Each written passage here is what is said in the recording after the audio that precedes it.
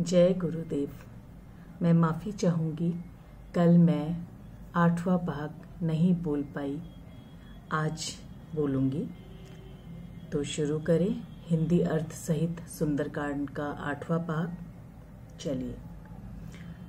अब विलंब क्यों किया जाता है? अब तुम वानरों को तुरंत आज्ञा क्यों नहीं देते हो? इस कौतुक को देखकर देवताओं ने आकाश से बहुत से फूल बरसाए और फिर से आनंदित होकर अपने अपने लोक को चले गए। रामचंद्र जी की आज्ञा होते ही सुग्रीव ने वानरों के सेनापतियों को बुलवाया और सुग्रीव की आज्ञा के साथ ही वानर और रीछ के झुंड की जिनके अनेक प्रकार के वर्ण हैं और अतुलित बल है, वो वहां आए। महाबली वानर और रीछ वहां आकर गर्जना करते हैं और रामचंद्र जी के चरण कमलों में सिर झुकाकर प्रणाम करते हैं। तमाम वानरों की सेना को देखकर कमल नयन प्रभु ने कृपा दृष्टि से उनकी ओर देखा।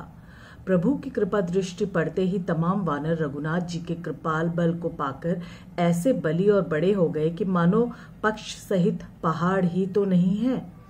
उस समय रामचंद्र जी ने आनंदित होकर प्रयाण किया। तब नाना प्रकार के अच्छे और सुंदर शगुन भी होने लगे। यह दस्तूर है कि जिसके सब मंगलमय होना होता है, उसके प्रयाण के समय शगुन भी अच्छे होते हैं। प्रभु ने प्रयाण किया, उसकी खबर सीता जी को भी हो गई, परंतु जिस समय प्रभु ने प्रयाण किया उस समय सीता जी के शुभ सूचक बाएं अंग फड़कने लगे और जो शगुन सीता जी के अच्छे हुए वो सब रावण के बुरे शगुन हुए। इस प्रकार रामचंद्र जी की सेना रवाना हुई कि जिसके अंदर असंख्यात वानर और रीछ गरज रहे हैं, उस सेना का वर्णन करके कौन आदमी पार पा सकता है।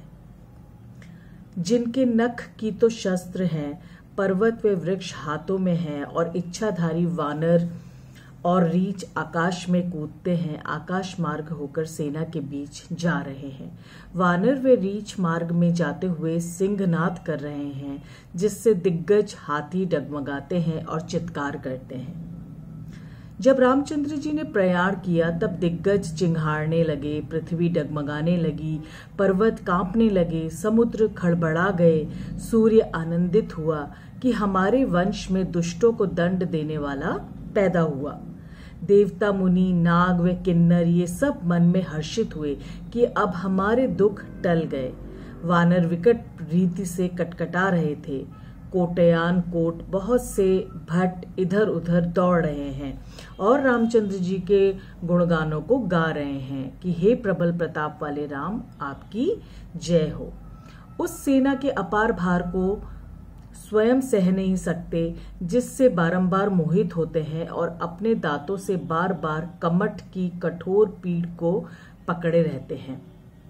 सो वह शोभा कैसी मालूम होती है कि मानो रामचंद्र जी के सुंदर प्रयाण की प्रस्थिति को परम जानकर शेष जी कमठ की पीठ रूप खप्पर पर अपने दांतों से लिख रहे हैं कि जिससे वह प्रस्थान का पवित्र संवत व मीति सदा स्थिर बनी रहे। जैसे कुएं, बावली आदि बनाने वाले उस पर पत्थर से प्रशस्ति खुदवाकर लगा देते हैं, ऐसे शेष जी मानो कमठ की पीठ पर प्रशस्ति की खोद रहे हैं।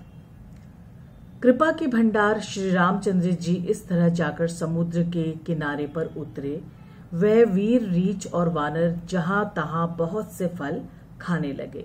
तो भक्तों, अब हम शुरू करेंगे मंदोदरी और रावण का संवाद।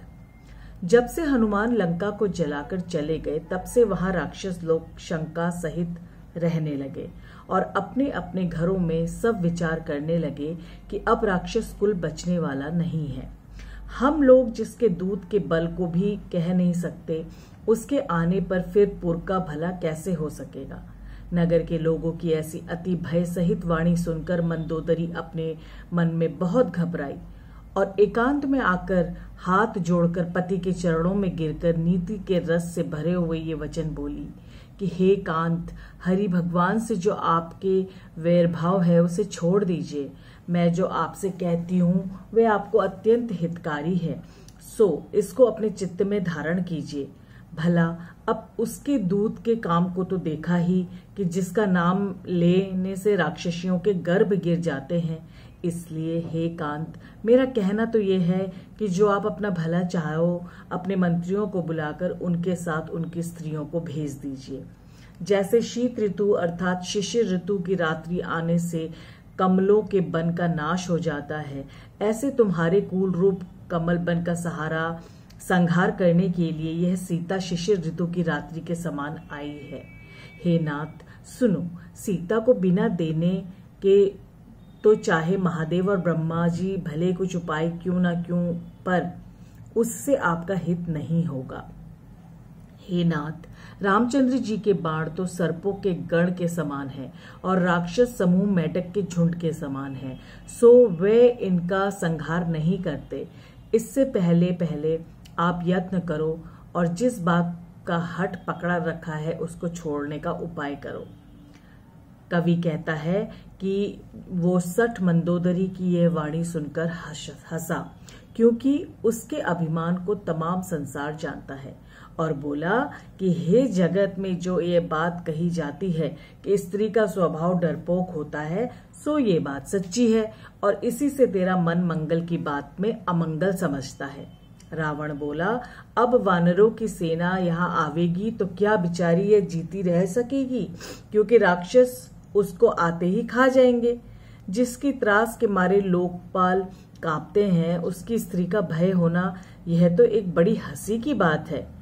वह दुष्ट मंदोदरी को ऐसे कह उसको छाती में लगाकर मन में बड़ी ममता रखता हुआ सभा में गया, परंतु मंदोदरी ने उस समय समझ लिया कि अब इस कांत पर देव प्रतिकूल हो गया है।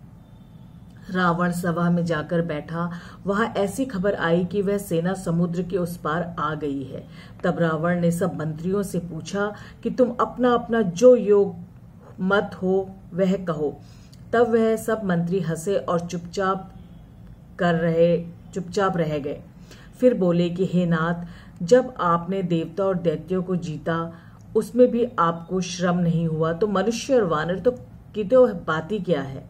जो मंत्री भय व लोभ से राजा को सुहाती बात कहता है तो उसके राज का तुरंत नाश हो जाता है, और जो वैद्य रोगी को सुहाती बात कहता है तो रोगी का वेग ही नाश हो जाता है, तथा गुरु जो शिष्य के सुहाती बात करता है उसके धर्म का शीघ्र ही नाश हो जाता है। विभीषण का रावण को समझाना। सो रावण के यहाँ वैसे ही सहाय बन रही, अर्थात सब मंत्री सुना सुना कर रावण की स्तुति कर रहे थे। उस अवसर को जानकर विभीषण वहां आया और उसने बड़े भाई के चरणों में उससे सिर नवाया। फिर विभीषण ने प्रणाम करके अपने आसन पर बैठकर रावण की आज्ञा पाकर यह वचन बोले, हे कृपालु, आप मुझसे तो बात पूछते हो, सो हे तात, मैं भी मेरी बुद्धि के अनुसार कहूंगा। हे तात, जो आप अपना कल्याण, सुयश, सुमति, शुभ गति और नाना प्रकार का सुख चाहते हो, तब तो हे स्वामी पर स्त्री के लीलार चौथ के चांद की नाई त्याग दो। चाहे कोई एक ही आदमी 14 लोगों का पति हो जावे, परंतु जो प्राणी मात्र से द्रोह रखता है वह स्थिर नहीं रह सकता, अर्थात तुरंत नष्ट हो जाता है। जो आदमी गुणों का सागर और चतुर है, परंतु वह यदि थोड़ा भी लोभ कर जाए तो उसे कोई भी अच्छा नहीं कहता। हे नाथ, हे संतप्त, अर्थात वेद आदि शास्त्र ऐसे करते हैं कि काम, क्रोध, मद और लोभ यह सब नरक के मार्ग हैं। इस वास्ते इन्हें छोड़कर रामचंद्र जी के चरणों की सेवा करो। हे तात, राम मनुष्य और राजा नहीं है, किंतु वे साक्षात त्रिलोकीनाथ और काल के भी काल हैं, जो साक्षात परब्रह्म, निर्विकार, अजन्मा, सर्वव्यापक, अजय, आदि और अनंत ब्रह्म है। वे कृपालु सिंधु, गौ, ब्राह्मण, देवता और पृथ्वी का हित करने के लिए, दुष्टों के दल का संहार करने के लिए, वेद और धर्म की रक्षा करने के लिए प्रकट हुए हैं। सो शरणागतों के संकट मिटाने वाले उस रामचंद्र जी को का वैर छोड़कर प्रणाम करो। हे नाथ, रामचंद्र जी को सीता दे दीजिए और कामना छोड़कर स्नेह रखने वाले राम का भजन करो। हे नाथ, वे शरण जाने पर ऐसे अधर्मी को भी नहीं त्यागते कि जिनको विश्वद्रोह करने का पाप लगा हो। हे रावण, आप अपने मन में निश्चय समझो कि जिनका नाम लेने से तीनों प्रकार के ताप निवृत्त हो जाते हैं, वे ही प्रभु आज पृथ्वी पर प्रकट हुए हैं। हे रावण, मैं आपको बारंबार पांवों में पड़कर विनती करता हूँ, सो विनती सुनकर आप मान, मोह और मद को छोड़ श्री रामचंद्र जी की सेवा करें। पुलस्त्य ऋषि ने अपने शिष्य को भेजकर ये बात कहला भेजी है, सो अवसर पाकर यह बात हे रावण मैंने आपसे कही है। आज का पाठ यहीं समाप्त करते हैं और चलिए अब मेरे साथ और नीम करोली बाबा जी के साथ राम नाम का जप करते हैं।